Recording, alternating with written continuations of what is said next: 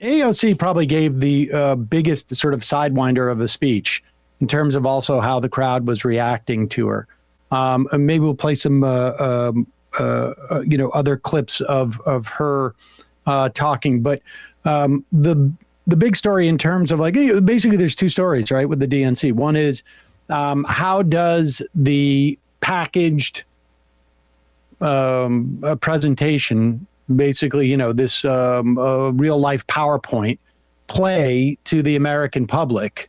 And what does it do in terms of creating narratives within the press? And I think overall, from that perspective, the Democrats got to be pretty happy. I mean, Biden went late, but I don't think that's just sort of like a small detail in the presentation.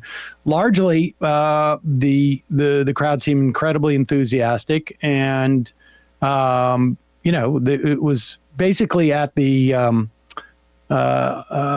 Hulk Hogan level for the entire time, relative to the. And she came after Party. Sean Fain, right? And a lot of the speech was focused on workers and the working class, which that was the part that I really appreciated. But the Gaza, the ceasefire mention, I have my thoughts. I know. All right. Well, let's talk about that, because the other part of the DNC is what's playing out in terms of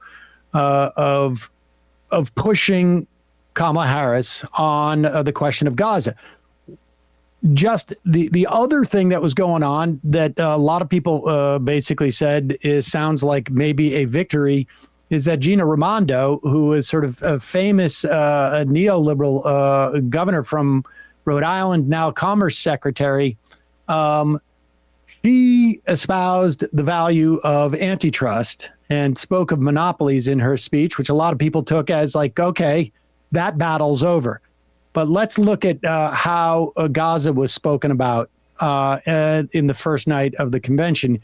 Here is AOC, and speaking about Gaza, great speech otherwise, but this was a little bit cookie cutter in my estimation, and Emma has some thoughts too, I imagine. Kamala Harris, we have a chance to elect a president who is for the middle class, because she is from the middle class. She understands the urgency of rent checks and groceries and prescriptions. She is as committed to our reproductive and civil rights as she is to taking on corporate greed. And she is working tirelessly to secure a ceasefire in Gaza and bringing hostages home.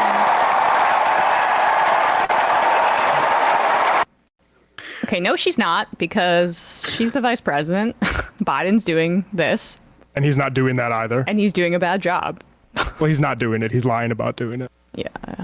I mean, that's the thing. Blinken's in Egypt right now, claiming that I think, it depends on which media you read, but he's claiming that Netanyahu signed on to not a ceasefire, but some type of weird bridge truce thing that is backing off of what Netanyahu had pledged to accept a month and a half ago. And so this is obviously just deployed at this point to keep the protests down. Nobody thinks this is real. We'll play a clip a little bit later. Don't we kind of think that's why the DNC wanted her speaking tonight? To say that to kind of pretend like, hey, we're doing this. The protests don't really have a huge point. Like, kind of feels to me that's why they wanted her to do it. Well, that was the reporting from Daniel Marins, was that she was asked, not the other way around, which is interesting. And I don't like this because to what we're saying, first of all, saying she's the one working on the ceasefire that isn't going to come to fruition because even Israeli officials are telling Axios that Netanyahu's in the way, ties Harris to a ceasefire negotiation policy that she's not across, that she's in a ceremonial position in the administration. This is the Biden West exec crew, Blinken, leading this. And then secondly, it reinforces this notion of the ceasefire too, when we know exactly what the conditions are, who's holding it up. And what I didn't like is, like, I expect someone like Kamala Harris to repeat the line about ceasefire, because that's the narrow permission structure of somebody running in a general election for president of the United States. And I want her to go further, and I hope this pushes her to go further. But there's different expectations for someone at the top of a presidential ticket than if somebody who came into Congress as a DSA candidate, as somebody representative of the left, and who months ago was calling it a genocide on the House floor. So her role, in my estimation, should be to go out there and create oxygen for the protesters and for people who are trying to push Harris on this policy. And so, and for Harris herself, now, regardless of whether Harris wants that or not. Exactly. So repeating the State Department copy, why do that? Warnock did a much better job, and this was, David Dayen said, or alluded to the fact that this was maybe on ad-libbed because it wasn't in the official transcript, but this seemed to me in his speech more of an effective tactic.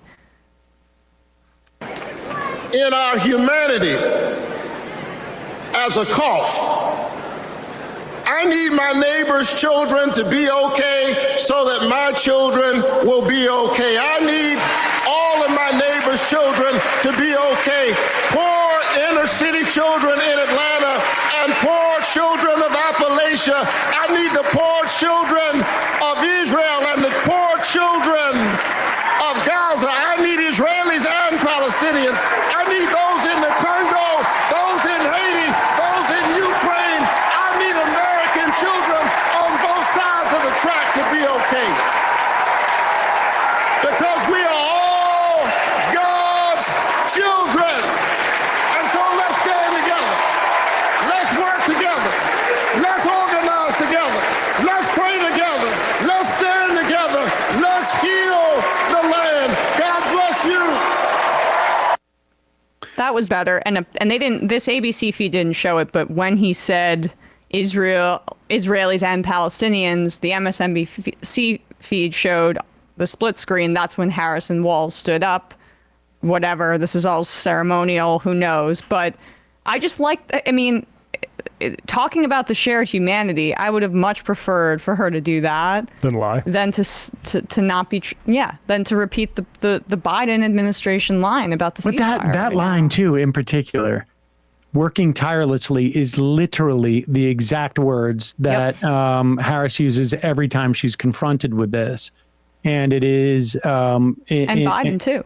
And it's the thing is that there is even if I was to accept that premise, there is a willful refusal to use the leverage that would make it a lot less tiring.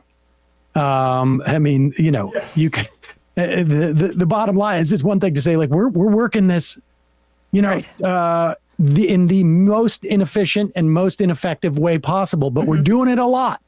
We're going up a hill on a bike and we're using the first gear. Why don't you just switch to the higher gear? With the brake too. Right, exactly. Right. And she also centered the hostages. Again, this is just copy and paste, as opposed to like the reality of what the Israeli government is doing, which is sacrificing the hostages for genocide. And I'm shocked to see when she came on the House floor a few months ago and said this is genocide and had strong language. This is a very different tactic that she's taking, and they kept cutting to Kathy Hochul in the middle of her speech. Maybe she wants to run for governor, maybe she wants to take Schumer's seat, but I think that we're at a point now where we should be observing the fact that she's making some moves away from the left when she first got elected in 2018. Another indicator of that is saying middle class when working class should be the term that a socialist elected uses. So, she's making a pivot. She say it a good amount in the speech, working class, but that's the Harris line. I would remove middle class from my vocabulary, but she's on a different trajectory right now, and good luck. Yeah. All right, and we're going to take a quick break, and when we come back, we're going to be talking to Jasper Nathaniel. He is a writer on the Infinite Jazz newsletter on Substack, and has just written a piece for Zeteo, which I think is just about being published at this moment, about it's a story of a settler in the West Bank who who shot a Palestinian, and the incredible refusal of the Israeli system to hold this guy accountable. It's fascinating. Hey, folks, don't forget to hit the subscribe button and check out our daily show. We do it every day at 12 p.m. Eastern for about 2.5 hours. We even take phone calls. You should check that out.